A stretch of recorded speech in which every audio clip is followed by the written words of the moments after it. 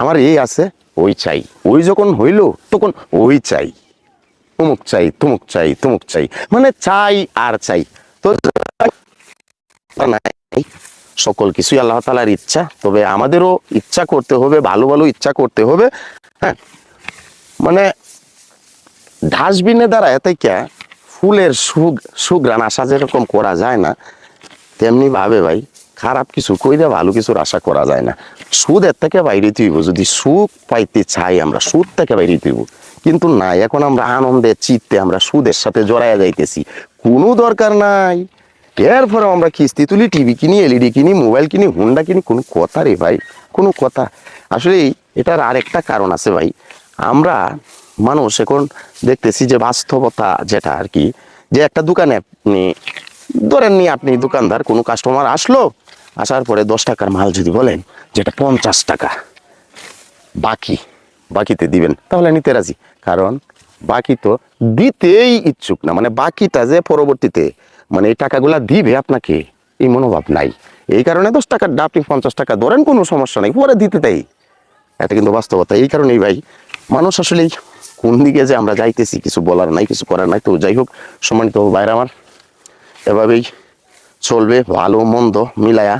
হ্যাঁ, তো এরপরেও আমি বলতে চাই এই ভিডিওর মাধ্যমে, শরীরটাকে খাটাতে হবে আমাদের, ভালো থাকতে গেলে, সুখে থাকতে গেলে। আমাদের মনুষ্যত্ব জায়গায় রাখতে হবে ভাই। 18 বছর যাবৎ ব্যবসা করি, এখনো কিন্তু কাজ করতে পারি আলহামদুলিল্লাহ।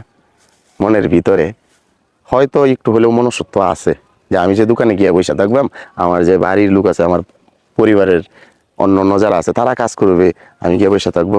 এই কারণে কিন্তু পরে আর দেরি করি না, কাজে লাগিয়ে যাই। তো আজকে অনেক কাজ করছি।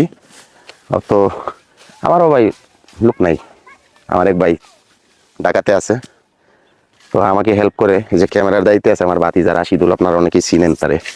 তো আসতেরা আমার হেল্প করে বিদেই কিন্তু আমি এই ধরনের কাজগুলো করতে পারি, একটু সাহস করি আর কি।